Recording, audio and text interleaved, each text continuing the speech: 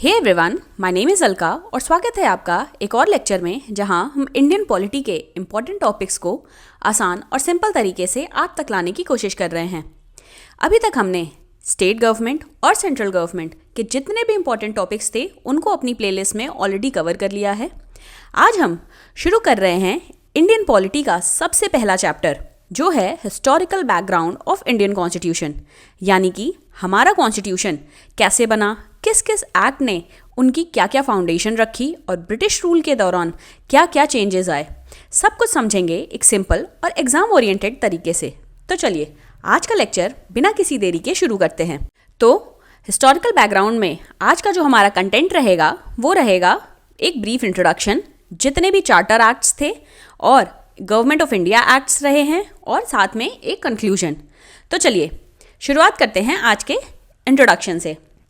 British rule की जो शुरुआत है वो हुई थी 1600 में, जब ईस्ट इंडिया कंपनी को क्वीन एलिजाबेथ I ने एक रॉयल चार्टर दिया। इंडिया में ट्रेड करने का एक एक्सक्लूसिव राइट मिला। किसको मिला? ईस्ट इंडिया कंपनी को। इनिशियली उनका पर्पस था सिर्फ ट्रेड करना, पर धीरे धीरे उन्होंने पॉलिटिकल कंट्रोल भी अपने हाथ में ले लिया। और फिर बैटल ऑफ प्लासी 1757 में, बैटल ऑफ प्लासी के बाद उनका कंट्रोल आया बंगाल पर, और 1764 में बैटल ऑफ बक्सर के बाद ब्रिटिश रूल और स्ट्रॉन्ग हो गया। और 1765 में जब मुगल एम्परर ने ईस्ट इंडिया कंपनी को दीवानी राइट्स दिए, तब जाके वहाँ से माना जाता है कि ब्रिटिश एडमिनिस्ट्रेशन का ऑफिशियल स्टार्ट हुआ।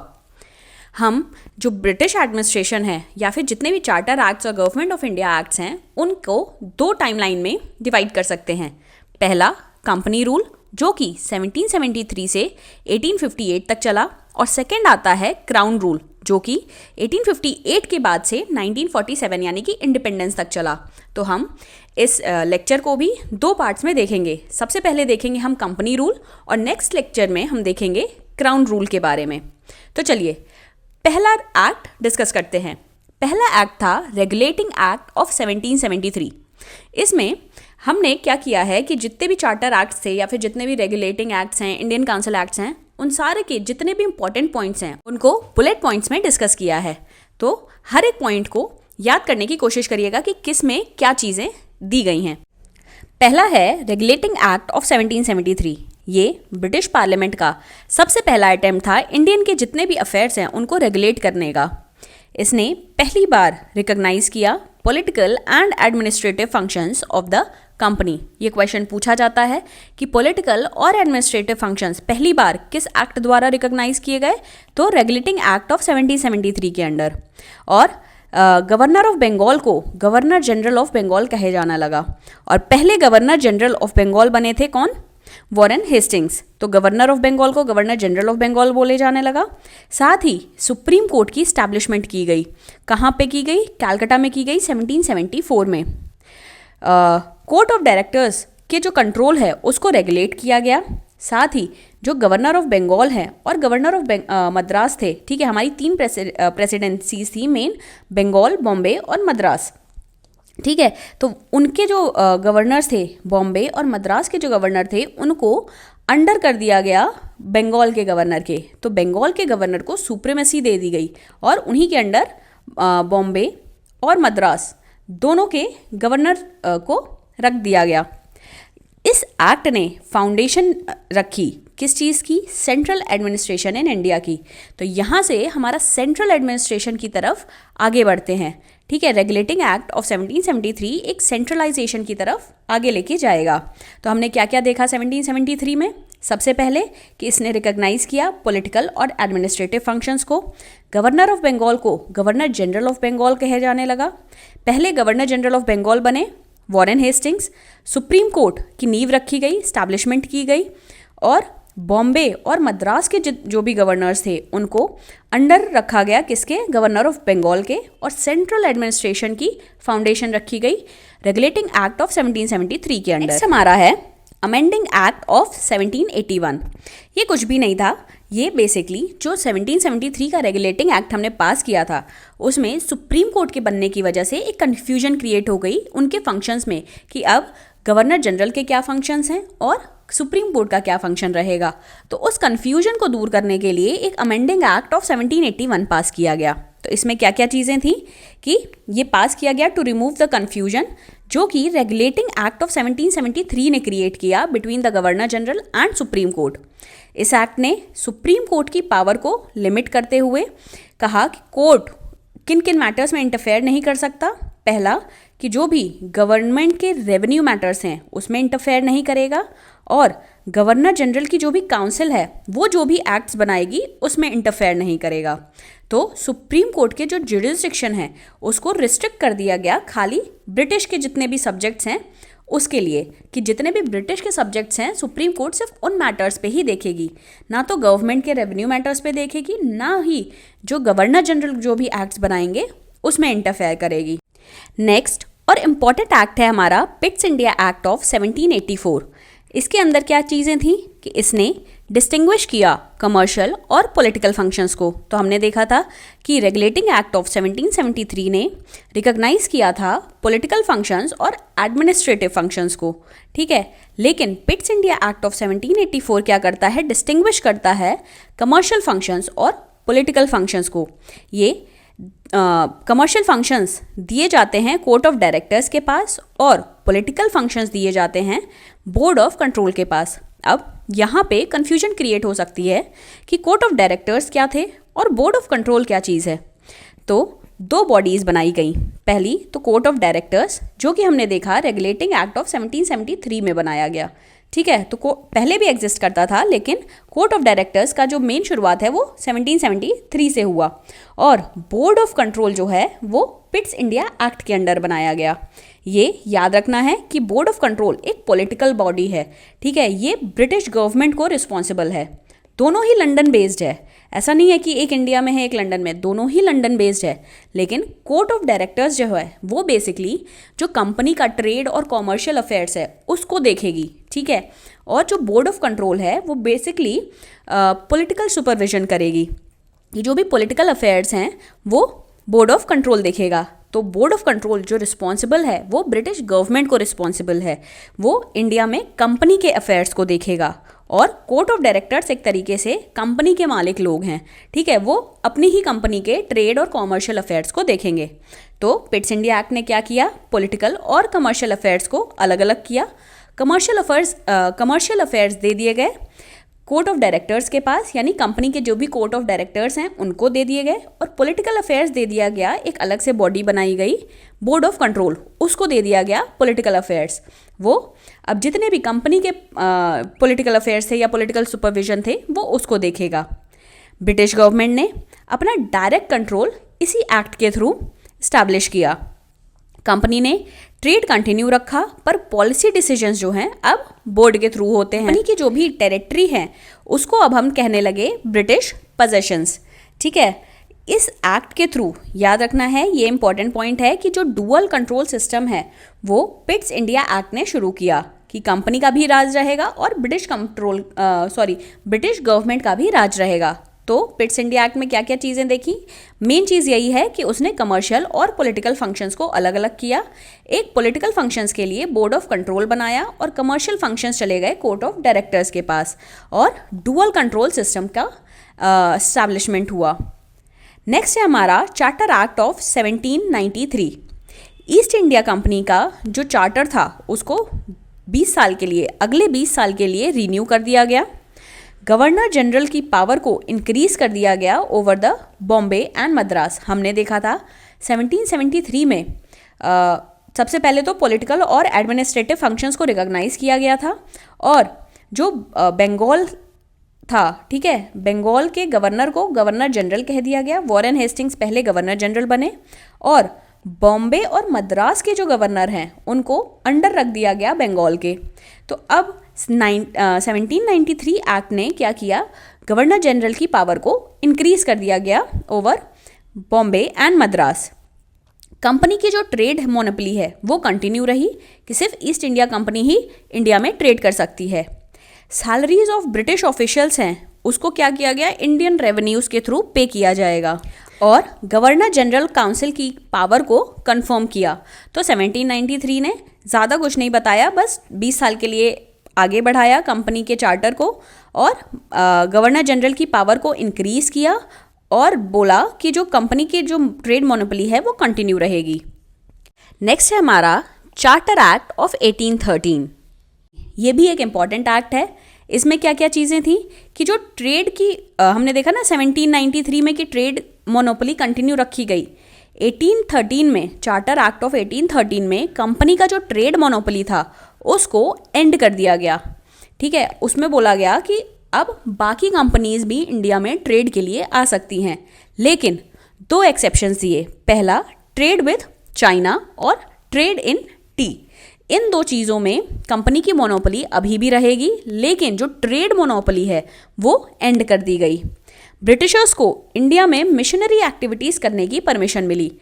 तो याद रखना है कि मिशनरी एक्टिविटीज़ भी 1813 चार्टर एक्ट ने ही अलाउ किया। पहली बार ब्रिटिश पार्लियामेंट ने कहा कि एजुकेशन के लिए फंड दिया जाएगा। कितना दिया जाएगा? 1 लाख पर ईयर। अगर देखा जाए तो चार्टर एक्ट ने वेस्टर्न एजुकेशन का जो सीड है वो इंडिया में प्लांट किया। तो 1813 में हमने क्या क्या देखा कि कंपनी की जो ट्रेड मोनोपोली है वो ख़त्म कर दी गई एक्सेप्ट फॉर चाइना और trade with except for China and trade in T. और ब्रिटिशर्स को मिशनरी एक्टिविटीज़ करने की परमिशन मिली। एजुकेशन के लिए फंड एलोकेट किए गए 1 लाख पर ईयर और वेस्टर्न एजुकेशन का सीट रखा गया चार्टर एक्ट ऑफ 1813 के अंडर। नेक्स्ट इंपॉर्टेंट एक्ट है हमारा चार्टर एक्ट ऑफ 1833। इसमें क्या क्या पॉइंट्स थे कि गवर्नर ऑफ बंगाल को गवर्नर जनरल ऑफ बंगाल को गवर्नर जनरल ऑफ इंडिया बना दिया गया। हमने देखा था कि 1773 रेगुलेटिंग एक्ट ऑफ 1773 ने गवर्नर ऑफ बंगाल को गवर्नर जनरल ऑफ बंगाल बनाया और पहले गवर्नर जनरल ऑफ बंगाल बने वॉरेन हेस्टिंग्स। अब 1833 के चार्टर एक्ट ने क्या किया कि गवर्नर जनरल ऑफ बंगाल को चेंज करके गवर्नर जनरल ऑफ इंडिया कर दिया गया और पहले गवर्नर जनरल ऑफ इंडिया बने लॉर्ड विलियम बेंटिक। इंडिया को एक सिंगल एडमिनिस्ट्रेटिव यूनिट डिक्लेयर कर दिया गया। नेक्स्ट, ईस्ट इंडिया कंपनी का जो ट्रेड मोनोपोली था उसको कंप्लीटली एंड कर दिया गया। हमने चार्टर एक्ट ऑफ 1813 में देखा कि जो ट्रेड मोनोपोली है ठीक है कंपनी की उसको एंड किया गया, लेकिन चाइना और चाय ठीक है चाइना और चाय इन दोनों के साथ स्टिल जो ट्रेड मोनोपोली थी वो कंटिन्यू रखी गई। लेकिन 1833 में जो चाय और चाइना है ठीक है इन दोनों के साथ भी उसकी जो ट्रेड मोनोपोली थी उसको कंप्लीटली एंड कर दिया गया। ट्रेड मोनोपोली एंड कर दी गई का क्या मतलब है? इसका मतलब है कि पहले सिर्फ ईस्ट इंडिया कंपनी को ही ये परमिशन मिली थी कि वो इंडिया में आके ट्रेड कर सकता है और किसी कंपनी को ये परमिशन नहीं मिली थी। अब एंड कर दिया गया मतलब कि ईस्ट इंडिया कंपनी तो रहेगी लेकिन साथ ही और भी कंपनीज हैं वो आके इंडिया में ट्रेड कर सकती हैं। इसीलिए 1833 ने क्या किया कि ईस्ट इंडिया कंपनी की जो ट्रेड मोनोपोली थी उसको कंप्लीटली ख़त्म कर दिया। एक लॉ कमीशन बनाया गया जिसके चेयरमैन कौन बने? Lord McKinley. तो याद रखना है कि लॉ कमीशन किस एक्ट ने बनाया? 1833 के चार्टर एक्ट ने। सेंट्रल गवर्नमेंट के पास पूरी लेजिस्लेटिव पावर आ गई।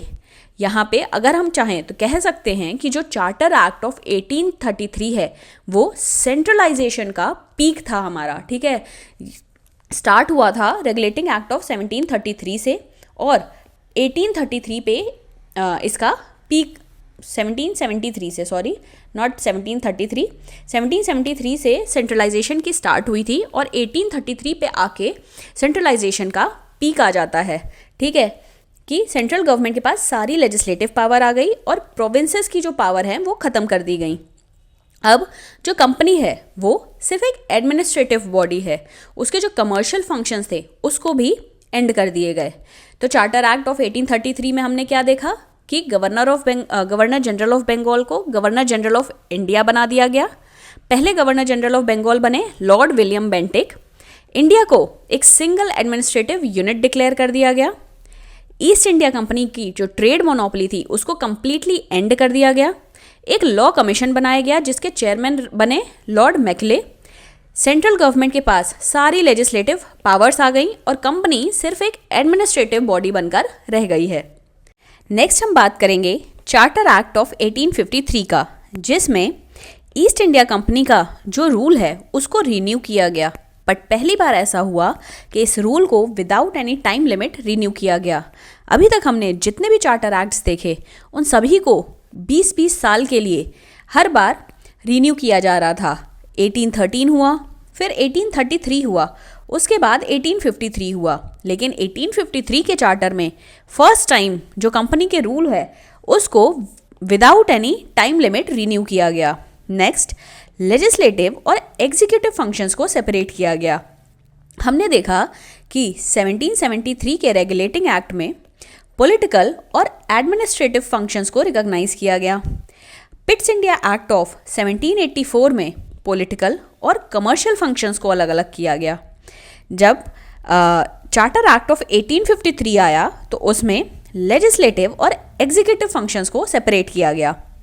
नेक्स्ट है कि जो गवर्नर जनरल की काउंसिल है उसको एनलार्ज करके एक लेजिस्लेटिव काउंसिल बनाई गई, जिसमें नए 6 मेंबर्स ऐड किए गए और इसको हमने नाम दिया इंडियन लेजिस्लेटिव काउंसिल का। नेक्स्ट, जो काउंसिल के मेंबर्स हैं उनको लॉ मेकिंग में पार्टिसिपेट करने की और डिस्कशन करने की परमिशन दी गई। नेक्स्ट है कि पहली बार जो इंडियंस हैं उनको लेजिस्लेचर में एंट्री मिली। हमने देखा था कि रेगुलेटिंग एक्ट ऑफ 1773 से एक सेंट्रलाइजेशन की चीज़ शुरू हुई थी और 1833 में आके उसका पीक आ गया था। सेंट्रलाइजेशन का पीक 1833 में आया। अब हम 1853 से देखेंगे कि धीरे धीरे करके हम डिसेंट्रलाइजेशन की तरफ बढ़ेंगे। तो चार्टर एक्ट ऑफ 1853 में पहली बार इंडियंस को इवन दो नॉमिनेटेड मेंबर्स के ही थ्रू ऐड किया गया था, लेकिन पहली बार इंडियंस का लेजिस्लेचर में एंट्री दिया गया थ्रू लोकल रिप्रेजेंटेशन। हमने डिस्कस किया था कि जो लेजिस्लेटिव काउंसिल है उसमें 6 नए मेंबर्स ऐड किए गए थे। तो जो 6 नए मेंबर्स लेजिस्लेटिव काउंसिल में ऐड किए गए उसमें से जो 4 मेंबर्स थे उनको अपॉइंट कैसे किया गया था? थ्रू लोकल गवर्नमेंट के, यानी कि प्रोविंशियल गवर्नमेंट से उनकी नियुक्ति हुई थी। और ये कौन कौन से प्रोविंशियल या लोकल गवर्नमेंट्स थे? मद्रास था, बॉम्बे था, बंगाल और आगरा था। ठीक है, तो देखा जाए तो बंगाल, बॉम्बे, आगरा और मद्रास, ये 4 जो प्रोविंसेस हैं यहाँ से लोकल रिप्रेजेंटेशन के थ्रू इंडियंस को 6 नए मेंबर्स लेजिस्लेटिव काउंसिल में ऐड किए गए। नेक्स्ट है कि ओपन कंपटीशन शुरू किया गया फॉर सिविल सर्विसेज, जिसको हम आज कहते हैं इंडियन एडमिनिस्ट्रेटिव सर्विसेज। तो चार्टर एक्ट में हमने क्या क्या देखा? चार्टर एक्ट ऑफ 1853 में सबसे पहले ये हुआ कि कंपनी के रूल को रीन्यू किया गया without any time limit. Second important चीज़ थी कि लेजिस्लेटिव और एग्जीक्यूटिव फंक्शंस को अलग अलग किया गया।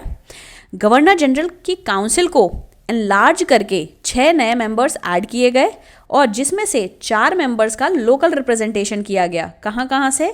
बॉम्बे, बंगाल, आगरा और मद्रास से। ठीक है, और इस लेजिस्लेटिव काउंसिल को नाम दिया गया इंडियन लेजिस्लेटिव काउंसिल का। और पहली बार ऐसा हुआ कि इंडियंस का रिप्रेजेंटेशन लेजिस्लेचर में इंट्रोड्यूस किया गया और ओपन कंपटीशन सिस्टम रखा गया for the civil services. Next, और इस टाइमलाइन का आखिरी जो चार्टर है या फिर एक्ट है वो है गवर्नमेंट ऑफ इंडिया एक्ट 1858। हमने देखा था कि अपना जो टाइमलाइन डिवाइड किया था, पहला कंपनी रूल था। ठीक है, कंपनी रूल कहाँ से कहाँ तक? रेगुलेटिंग एक्ट ऑफ 1773 से गवर्नमेंट ऑफ इंडिया एक्ट 1858 तक, और इसके बाद शुरू होता है हमारा क्राउन रूल। ठीक है, तो हमारा ये कंपनी रूल का आखिरी जो एक्ट है वो है गवर्नमेंट ऑफ इंडिया एक्ट 1858। इसमें क्या क्या चीज़ें थी? पहला तो ये था कि इसने कंपनी के रूल को एंड कर दिया। ठीक है, ईस्ट इंडिया कंपनी का जो भी रूल था अभी तक वो ख़त्म कर दिया गवर्नमेंट ऑफ इंडिया एक्ट 1858 ने, और ट्रांसफ़र कर दिया एडमिनिस्ट्रेशन ऑफ इंडिया को to the British crown. Next, अब क्या हुआ? गवर्नर जनरल ऑफ इंडिया को वॉइसरॉय ऑफ इंडिया कहने जाने लगा। हमने देखा कि रेगुलेटिंग एक्ट ऑफ 1773 में गवर्नर ऑफ बंगाल बने गवर्नर जनरल ऑफ बंगाल, और पहले गवर्नर जनरल ऑफ बंगाल कौन थे? Warren Hastings. नेक्स्ट हमने देखा कि चार्टर एक्ट ऑफ 1833 में गवर्नर जनरल ऑफ बंगाल जो थे ठीक है, उनको बना दिया गया गवर्नर जनरल ऑफ इंडिया। और पहले गवर्नर जनरल ऑफ इंडिया कौन बने? Lord William Bentinck. अब जो गवर्नर जनरल ऑफ इंडिया हैं उनको कर दिया गया वायसरॉय ऑफ इंडिया। ठीक है, और किस एक्ट में? 1858 में। और पहले वायसरॉय कौन बने? Lord Canning. तो governor general of India was change to viceroy of India और पहले वायसरॉय बने लॉर्ड कैनिंग। अब जो बोर्ड ऑफ कंट्रोल और बोर्ड ऑफ डायरेक्टर्स था, ये किस में हमने देखा था? पिट्स इंडिया एक्ट में।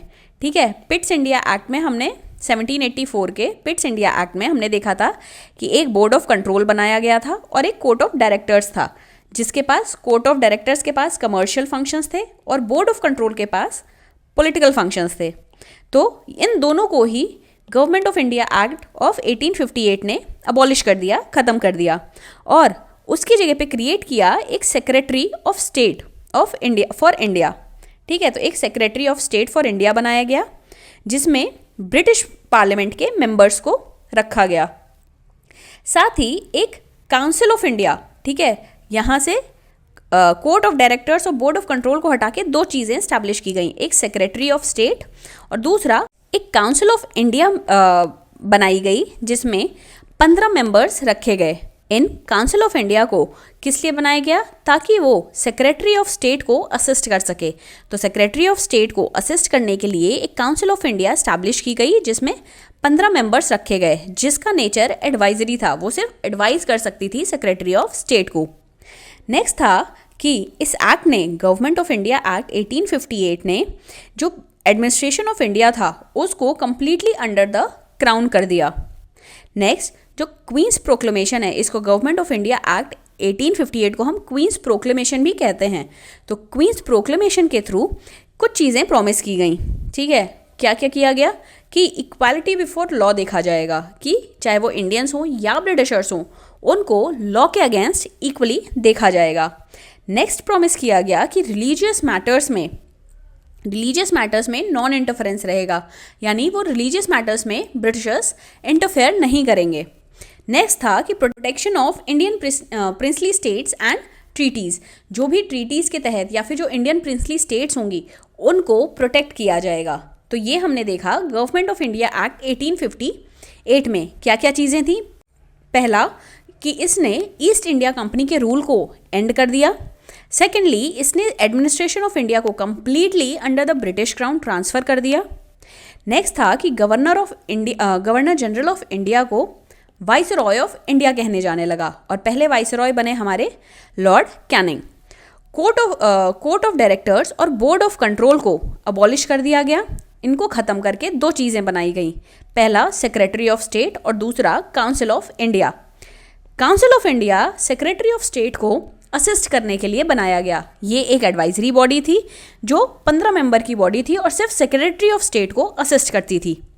नेक्स्ट, क्वींस प्रोक्लेमेशन के थ्रू कुछ प्रोमिसेस किए गए कि पहला, इक्वालिटी बिफोर लॉ देखा जाएगा, रिलीजियस मैटर्स में इंटरफेयर नहीं किया जाएगा और जो प्रिंसली स्टेट्स हैं उनको प्रोटेक्ट किया जाएगा। ये था हमारा पहला कंपनी रूल का टाइमलाइन। नेक्स्ट हम देखेंगे क्राउन रूल का टाइमलाइन 1858 से लेकर के गवर्नमेंट ऑफ इंडिया एक्ट 1947 तक। वो हम देखेंगे अपने नेक्स्ट लेक्चर में। अभी के लिए इतना ही। Till then, stay curious, stay motivated. Thank you everyone.